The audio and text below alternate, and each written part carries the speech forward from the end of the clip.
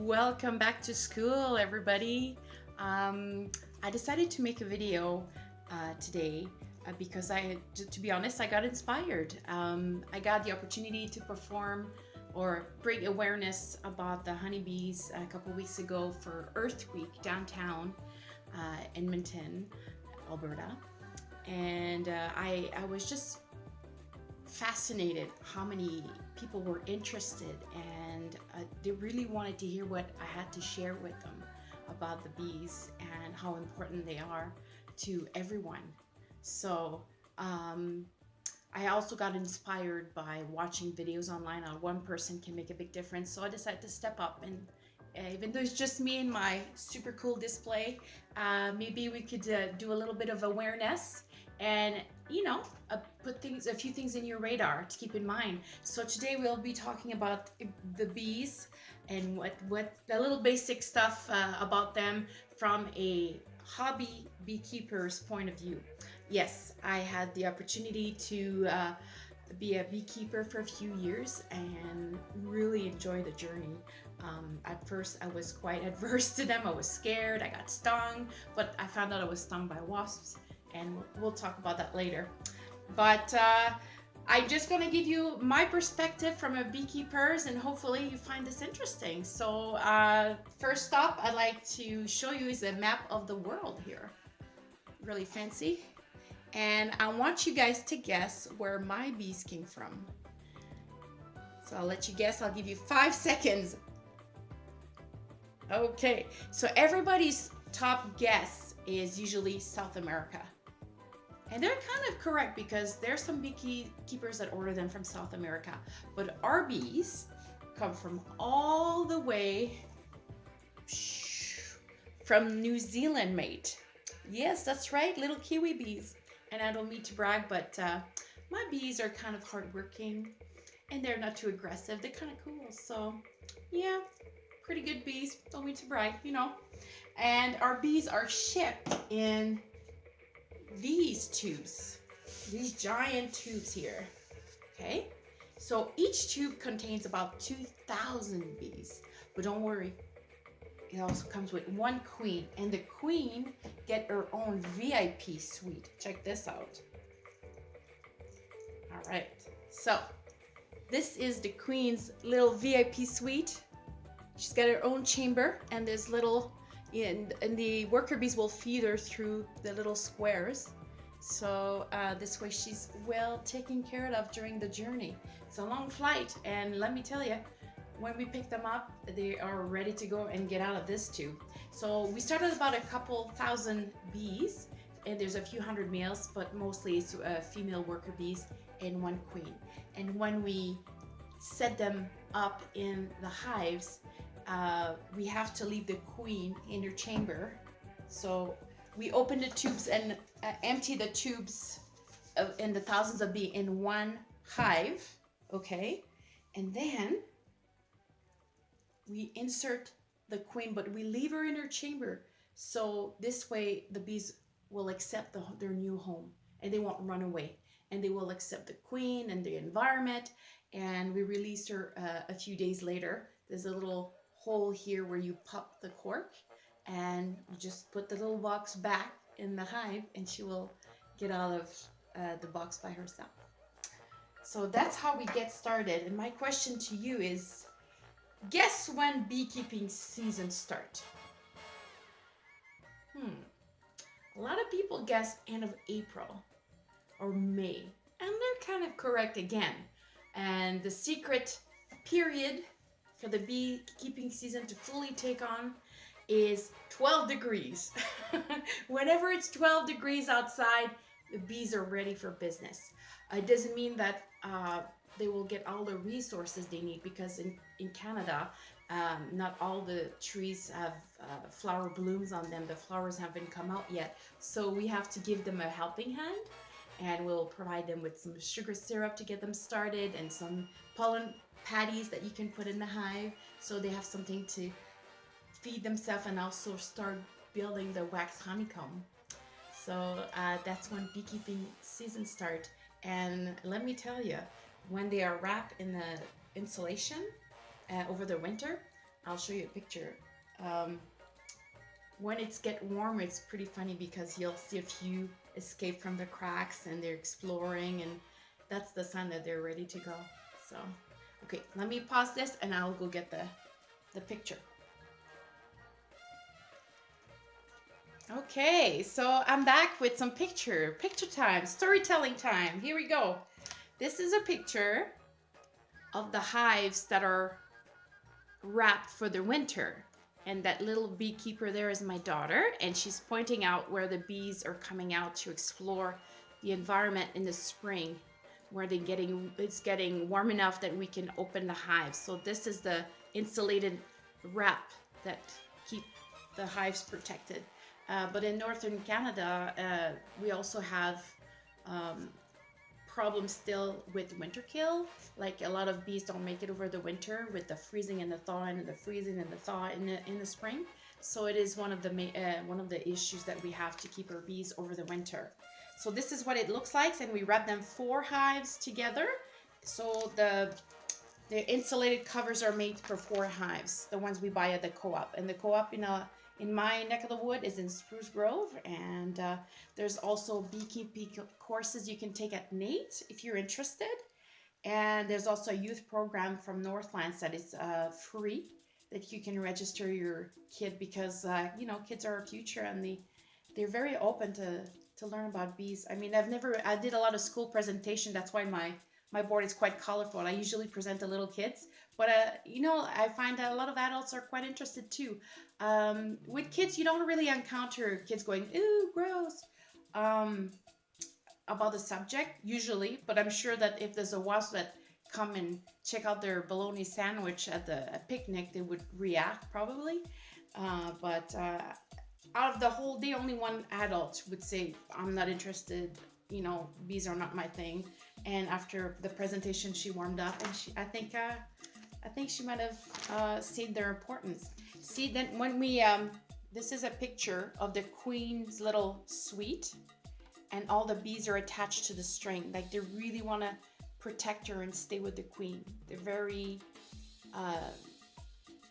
attached to her. So when we put them in the hive, they really like to gather around her to protect her. Okay.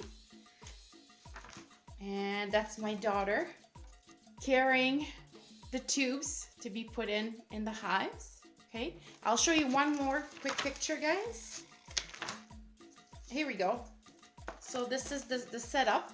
You got like the hives here, and if you want to have your own hives, it's better that you buy new material. You don't want to get used stuff if possible, in case there's some diseases or any concerns. So if you start fresh, you can buy kits and nail gut them together, paint them, and each frame in the hive you have to put together also. And since I'm talking about the hive, why don't we go see what the hive's all about? What's the buzz with the hive?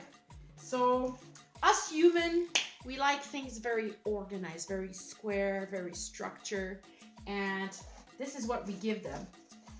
We give them a big old square house. I made this from the dollar store. I know, it's pretty high tech. So it's to give you a visual what a hive look like. So there's different types, but the one mostly used here is the long struth, and it's a square type looking hives, and you keep adding the box as the honey gets produced. You can keep adding box and they'll keep producing.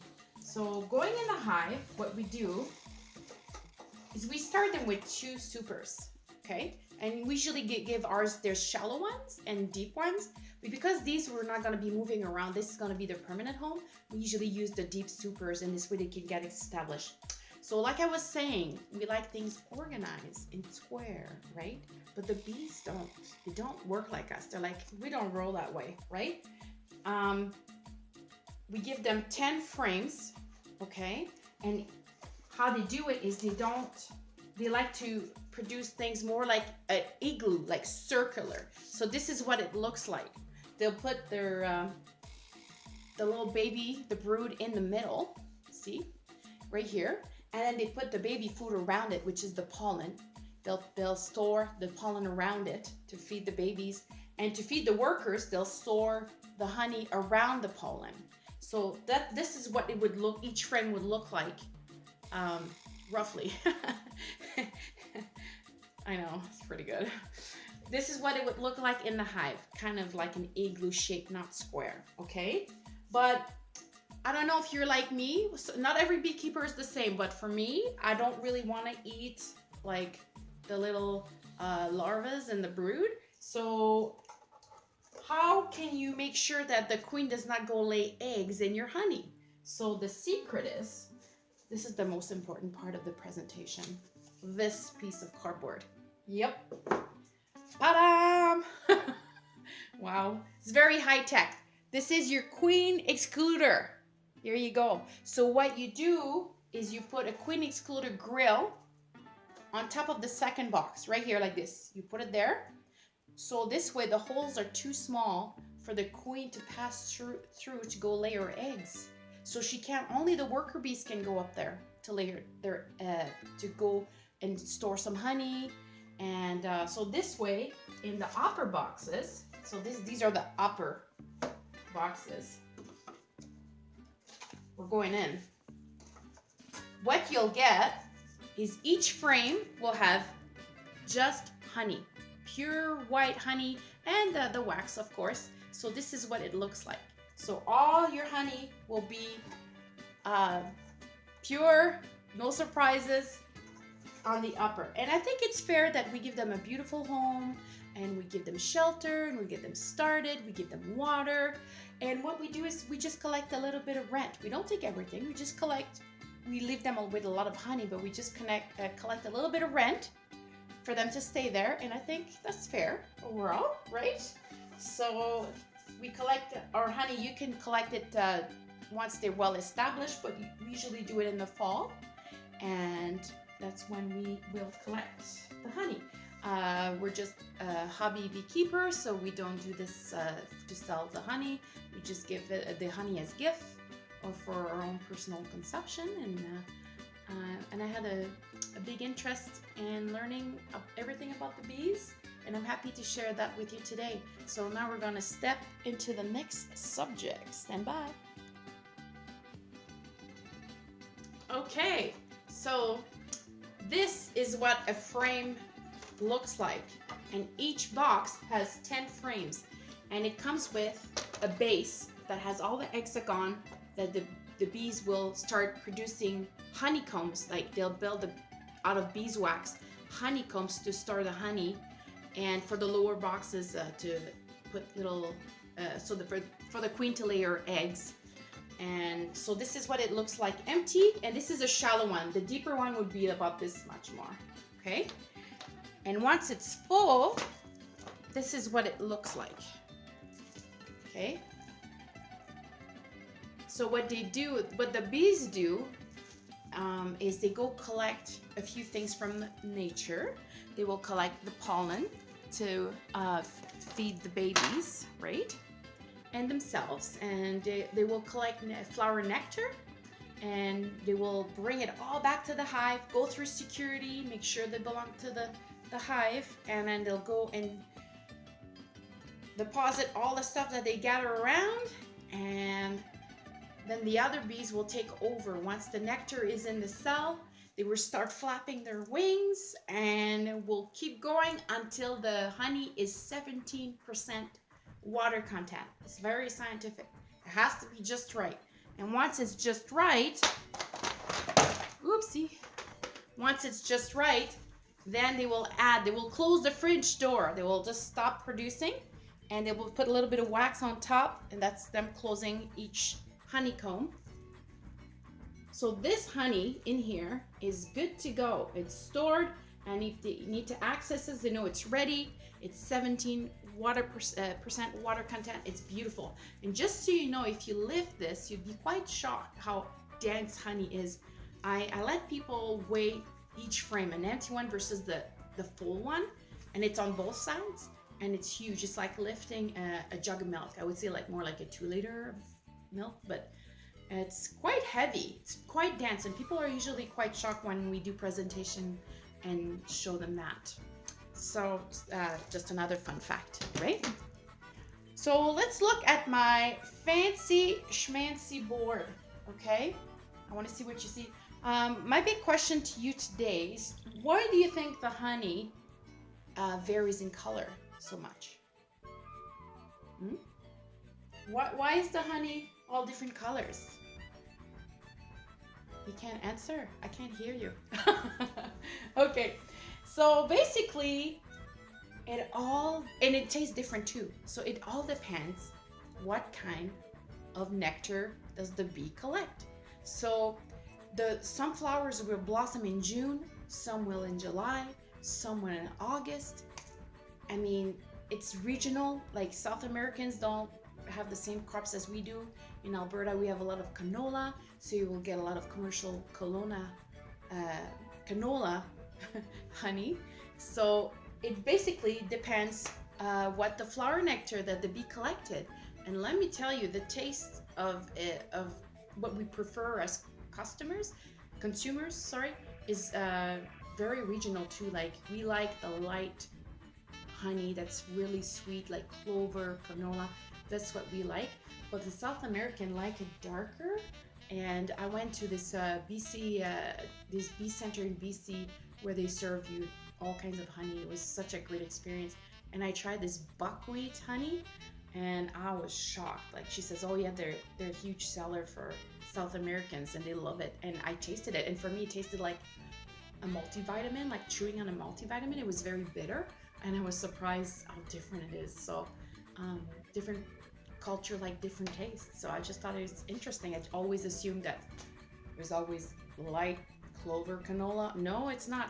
But we do put the hives on crops. Like we have no choice because a lot of our fruits and vegetables depend on pollination.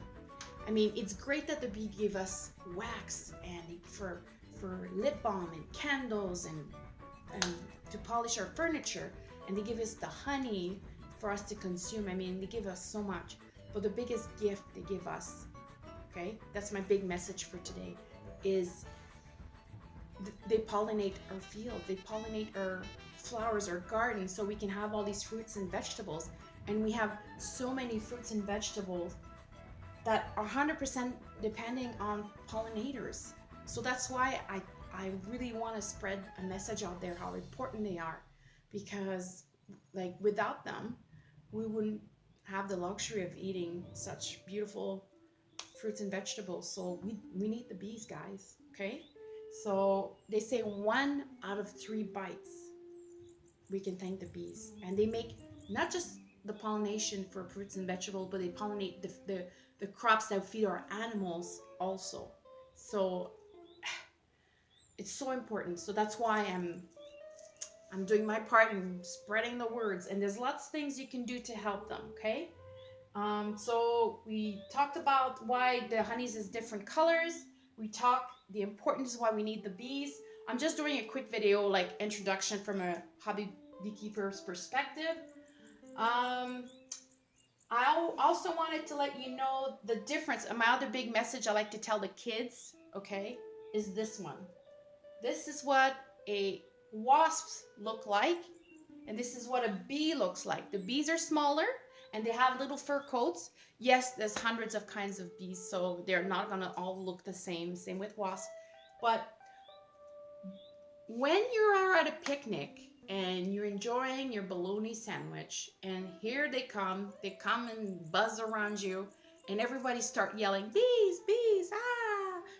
It's not the bees. Tell your kids or tell anybody that are panicking to stay calm, okay? It's not bees, it's the wasp, because bees are vegetarian. They are not interested to eat bologna sandwiches. They're only interested, they're vegetarian. They only eat flower nectar, but wasps are omnivores, they'll eat anything. And they have a purpose too. So I know a lot of people don't like them because they can sting as much as they want, versus the bees, they sting once and then they're gonzo, right? So how you know that, how the bee warns you, usually it's different. Like when I hang out around the hives, there's a couple methods that they warned you that, hey, you're too close, you're kind of annoying.